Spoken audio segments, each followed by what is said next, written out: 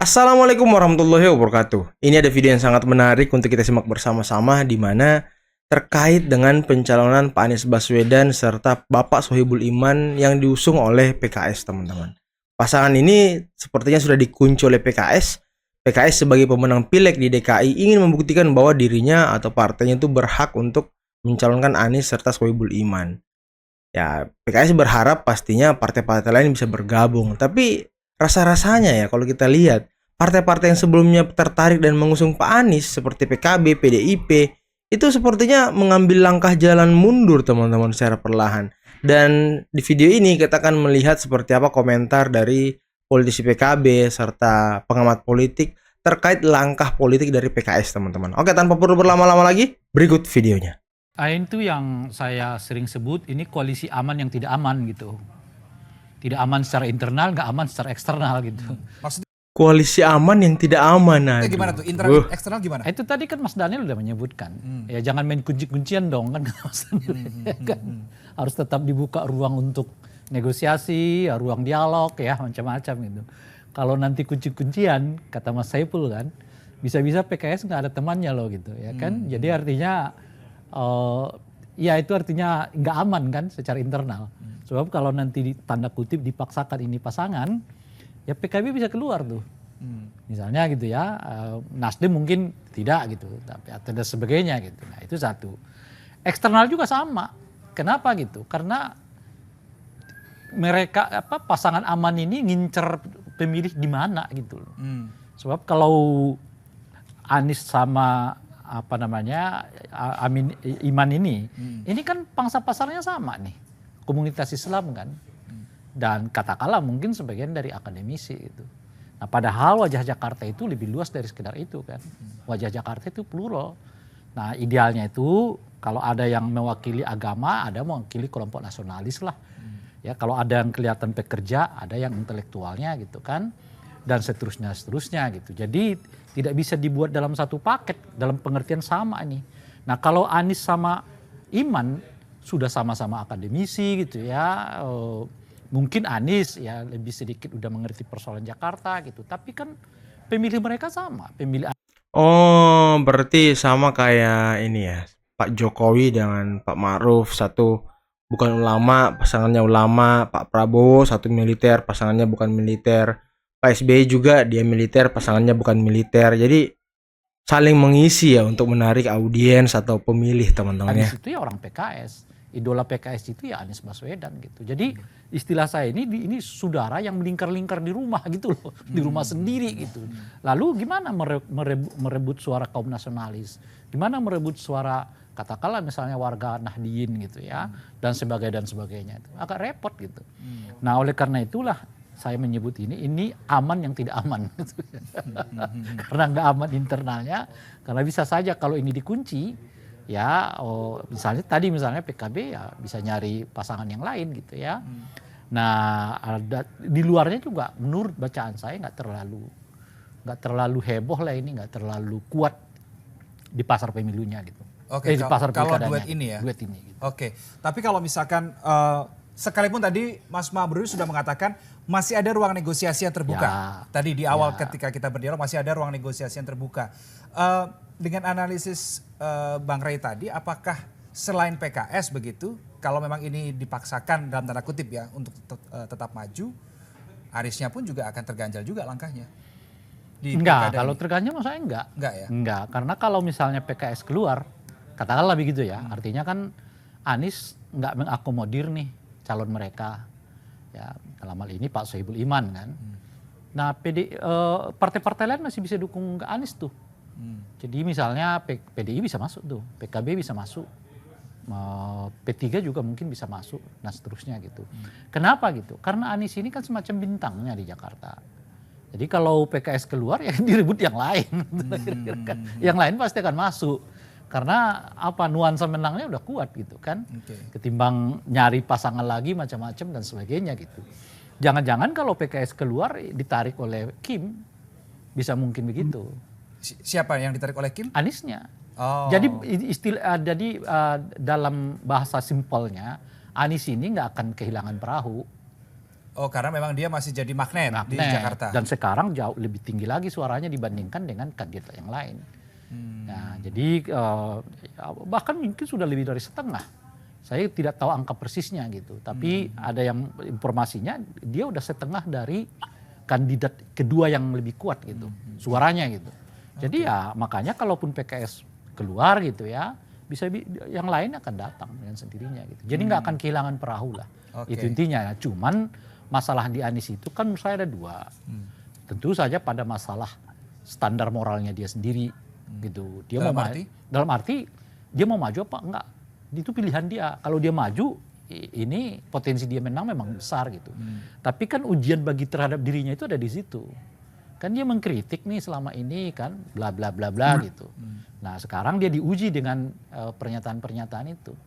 Nah, ujian negarawan itu kan salah satunya itu adalah dilihat dari kemampuan dia menolak kekuasaan, justru kalah kekuasaan itu di hadapannya gitu. Karena ada alasan-alasan moral.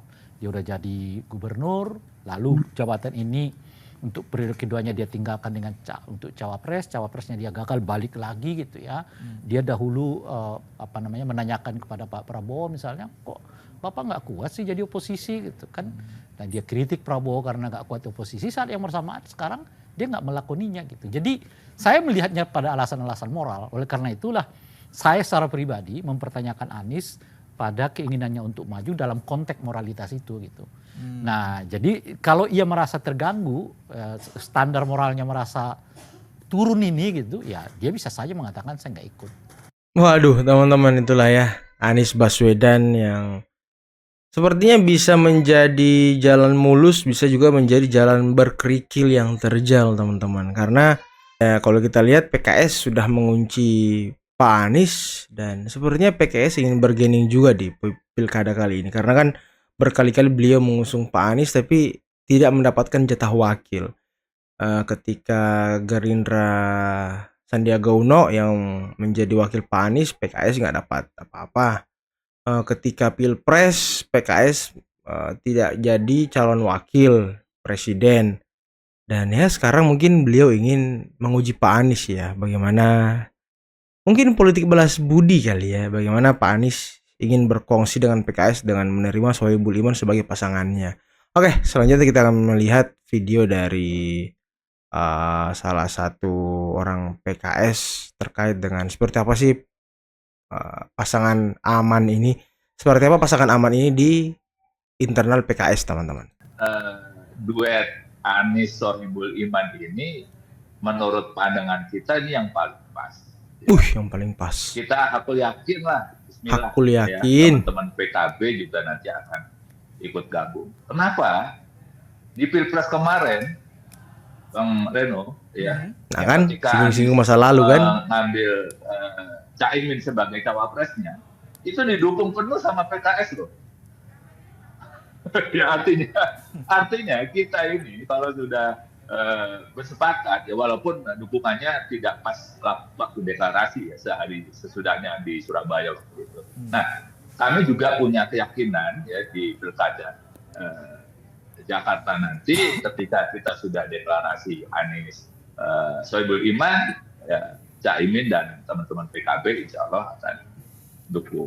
Kita ini ya kalau sudah maju bersama insya Allah ya itu memiliki pandangan-pandangan yang terbaik. Waktu kita mengatakan oke dengan Caimin, itu kita punya keyakinan potensi menangnya besar.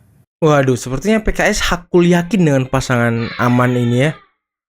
Dan tadi kita dengarkan PKS juga menyinggung masa-masa Pilpres ketika PKS legowo mendukung penuh Muhaimin Iskandar, teman-teman. Oke, selanjutnya kita akan dengar dari PKB, teman-teman ya, gimana pandangan PKB terkait dengan sikap PKS mengusung aman ini. Tentu yang pertama kita menyambut baik ya apa yang menjadi keputusan sahabat PKS yang sudah mendeklarasikan meskipun deklarasinya sudah paket duet ya.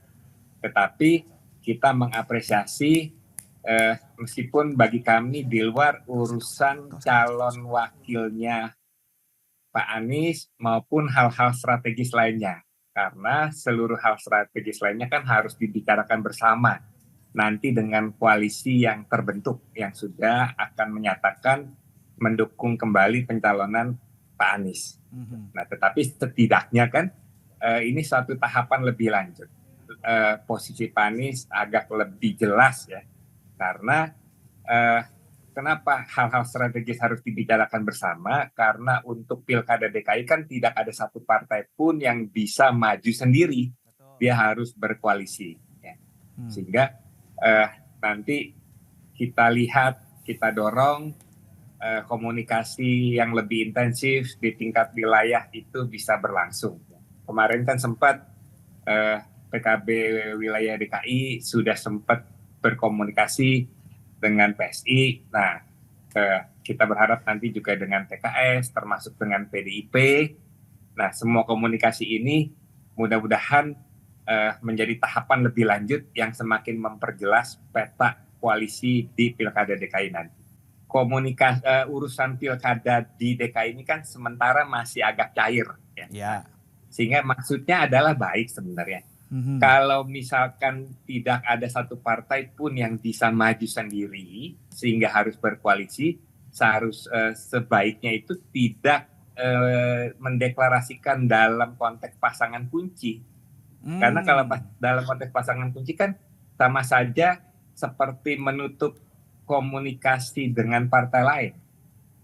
Nah, tetapi kan kalau kita terbuka, yang penting kita sepakat dulu dukung calonnya siapa. Nah, persoalan wakil, persoalan strategis yang lain, Jakarta akan dibangun seperti apa ke depan, itu semua akan dibicarakan bersama. Nah, teman-teman, itulah tadi penjelasan dari pengamat politik, dari juru bicara PKS, dari politisi PKB juga terkait dengan pencalonan Anies Baswedan yang berpasangan dengan Sohibul Iman. Dan sepertinya kalau saya menilai ya, memang Pak Anies ini sedang dikunci oleh PKS. Dan memang Pak Anies adalah wajah PKS ya, karena sudah beberapa tahun PKS bersama dengan Pak Anies. Kalau PKS memasangkan Pak Anies dengan orang PKS juga, ya itu bermain di kamar sendiri, teman-teman. Harusnya kan PKS mengambil Pak Anies sebagai kadernya aja langsung gitu, menjadikan Pak Anies sebagai kader, sebagai anggota, kemudian mengambil wakil dari partai lain. Begitu sepertinya lebih menarik ya. Oke, mungkin cukup sekian dulu video kali ini. Jangan lupa like, subscribe, dan share videonya. Akhir kata, bila taufiq wal hidayah. Wassalamualaikum warahmatullahi wabarakatuh. Bye bye.